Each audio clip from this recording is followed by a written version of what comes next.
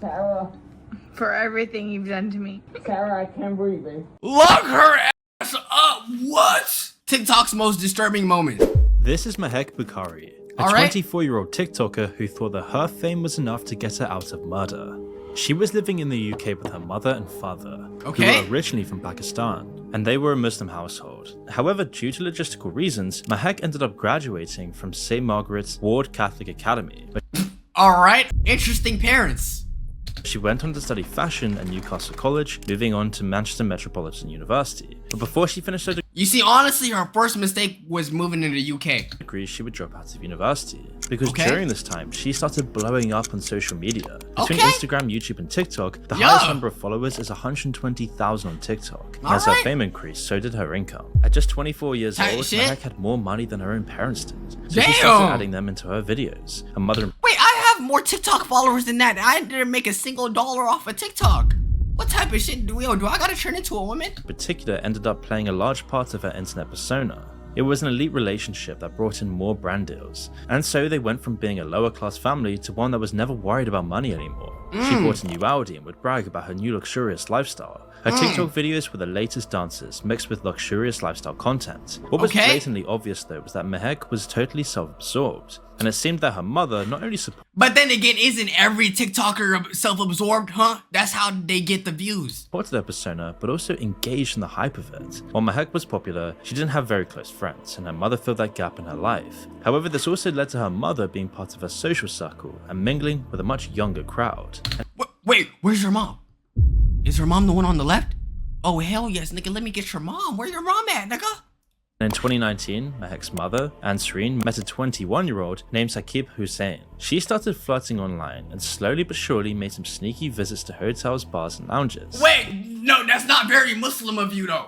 That ain't very Muslim. Wait, so what's happening to the dad? It seemed that Mahek knew of the affair, and however disapproving she was, it wasn't enough to stop her mother, with the lines of motherhood and friend now blurred. This affair would be an on and off rollercoaster ride.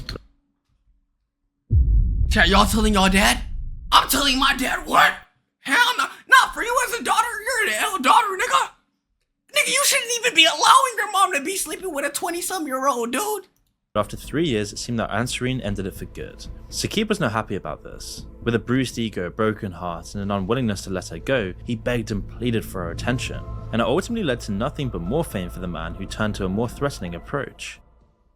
Now he was bitter about the relationship. He felt like he'd wasted thousands of dollars on Ansreen and it was time for revenge. He said he would send Ansreen's husband the very intimate photos he had of her if she didn't return his affections or the money he had now lost. Having a Muslim husband, she knew that the consequences of her actions could have led to something very serious, more than just a divorce, especially within the Muslim community. And so Ansreen ended up telling her daughter about the threats. However, this is where things got very dark very quickly. I mean, y'all live in the UK. You feel me? Technically speaking, you can't do anything. As in desperation, Mahek sought out a way to get Saqib's phone. If Saqib had no photos, he had no threat to hold over her mother, and if this got out, not only would this affect her own fame and reputation, but it would also end in the breakdown of her family. So it was not just her mother's problem. So Mahek reached out to her friend, Rekin Karwan, and the two began to form a plot on how they would corner Saqib and get his phone. Rekan requested the help of other friends. Or you could be a good daughter, tell your dad, yo, your mom just got clapped by another teenager, or not teenager, a young ass nigga. So we had the numbers to carry out the plan, and after getting a group together, They got the South Asian Avengers. the plan was to offer £3,000 that Saqib claimed he had paid while seeing Ansreen, and once they were within his reach, to corner him, get his phone, and wipe it clean of any evidence of the affair. However, the plan did not go down this way at all. Saqib had wisely asked his friend Hashim to go with him. And when the two got there in the early hours of the morning at the arranged time, they saw that there were a bunch of people with ski masks on in the only two cars in the Tesco car park, where they were supposed to meet with Mahek. This obviously set off alarm bells, and they decided to leave as quickly as they could. But unfortunately, Mahek was not going to let this go and give chase. Both cars followed Saqib and Hashim. Saqib was now in panic and called the So let me get this right. You guys are willing to set up a GTA heist team to get photo proof of your mom clapping another dude's cheeks, huh? But you're not mad that your mom is cheating on your dad? Okay. Police. He was desperately shouting for their help and saying he was going to die. The two cars, a blue Seat Leon, driven by Rais, and an Audi TT with Rakan as the driver, had caught up with them and had them boxed in. Hashim drove through red lights trying to escape the threatening situation, but other cars did not let up. But then the very tragic call ended up with a hysterical scream from Sakir to Hashim, "Send it, send it, send it." Sadly, the blue Seat Leon had bumped into them, trying to ride them off the road. The call then went silent and very emotional. Then a scream before deafening silence. The car with Sakir and Hashim had been ridden off the road into a pole, and the car caught a light, with Sakir and Hashim paid with their lives. Mehek and company did not even call in the accident. In fact, so he got killed for loving some MILF cooch. That's crazy. They turned around and actually drove past on their way back. A little after 1:30 AM, a truck saw the car on fire. He blocked off the road with his truck and reported it to the police. In the meantime, the two cars had switched drivers, with Mehek taking back her Audi TT and Natasha taking back her Seat Leon. Then they were caught on CCTV at 2 AM, where it's presumed they were planning their cover-up story should they need one. Little did Mehek know that there was actually CCTV footage of the parking lot. Where was that? So we stayed here and then we went straight to. Wait, so y'all did all of this and guess what? The dad. If we know this information, then the dad knows. Y'all killed someone. Not together. Right. Okay. In the Audi. Yes, Audi. Yes. Right.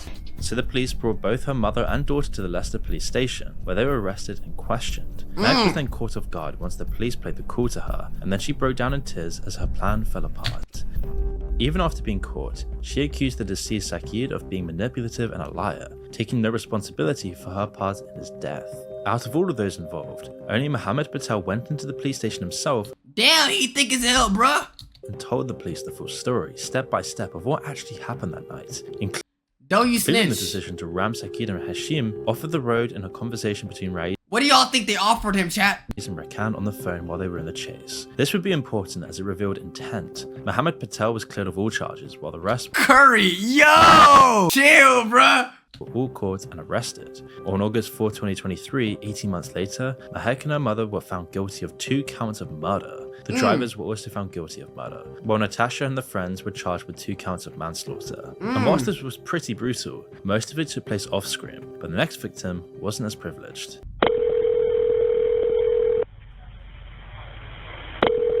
I like this video. I think some of y'all niggas is bugging, bruh.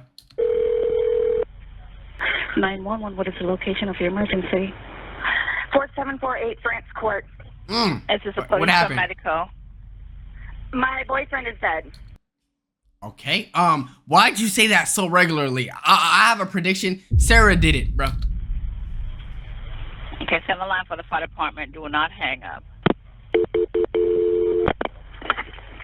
Fire risk. Just tell me She exactly. said that way too calm. She did it. My boyfriend and I were playing last night, and I put him in his case and we were playing, like kind of hide and seek kind of thing. So I fell asleep and I woke up and he was dead in the suitcase. So I don't. What do you mean you was freaked out so much that you forgot your boyfriend in the suitcase, bruh? That's tough. I remember hearing some shit about this though, not gonna lie. know what happened. Okay, is he hanging from somewhere or what, ma'am? No, I pulled him out of the suitcase. How was she not freaked He was in out? a suitcase? Yes, and I fell asleep. Right, is he breathing? No, I need you to get him on the floor, flat on his back for me, okay? I did. I tried giving him CPR. Yeah, He's okay. purple. Okay, listen to me. Damn! Okay, ma'am, listen to me. I want you to lay him flat on his back for me on I the did. floor. I did. She said that nigga look like a grimace shake, bruh. Okay, man, that's fine. We're still going to do compressions on him, okay? Place the heel of your hand on his breastbone, right in the center of the chest. Yes. Put your other hand on top of that hand. Just by looking at him, you can tell. Okay. And Please. Okay, he just gurgled. This was a Wait, so is he alive? Shit, I hope he is alive, nigga, or your ass getting life in prison. call from 42-year-old TikToker Sarah Boone and her then boyfriend, George Torres Jr.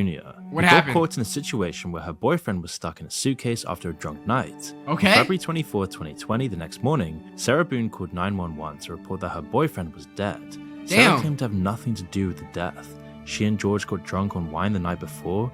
They thought So let me get this straight. He's gonna go inside of a suitcase, zip himself up, and just chill there? You did it, man. Let's be real. it was a good idea to play hide and seek, and during their game, George tried to hide in a suitcase as she zipped it up. According to Sarah, in her drunken state, she completely forgot about George and the game, went upstairs and then fell asleep. This left George in a death-trapped suitcase, where he eventually succumbed to suffocation and died in the suitcase. When Sarah woke up, she couldn't find George, and after a brief look around, she vaguely remembered the game, opened the bag, and found his dead body. This is, of course, according to how What game Sarah involves told you the going story. inside a But after a suitcase? deeper investigation, the story of what actually happened unfolded.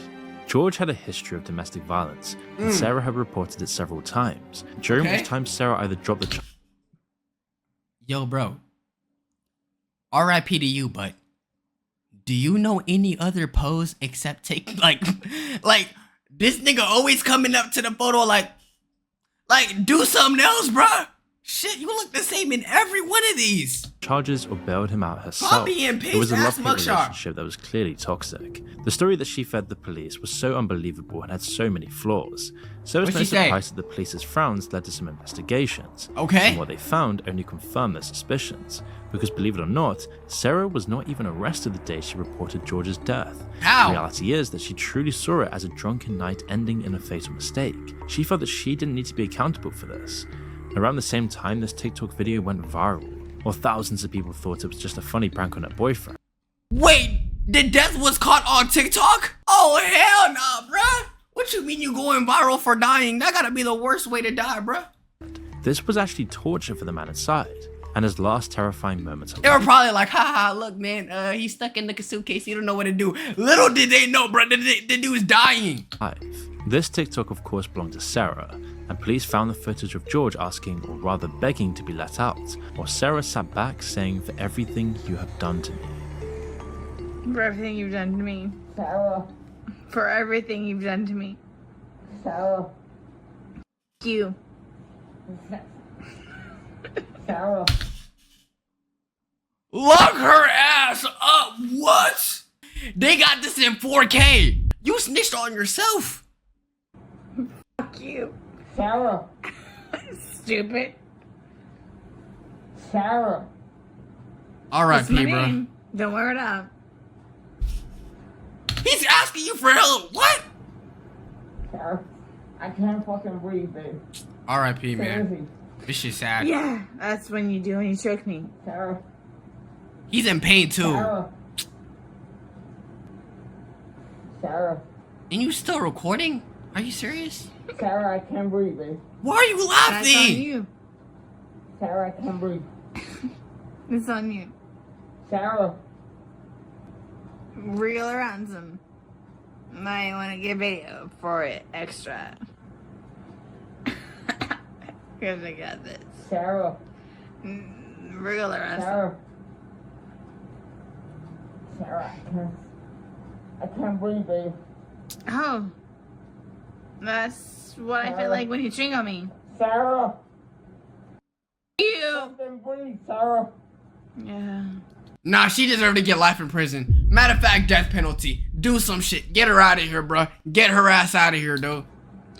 You should probably shut the fuck up. Sarah, He's dying.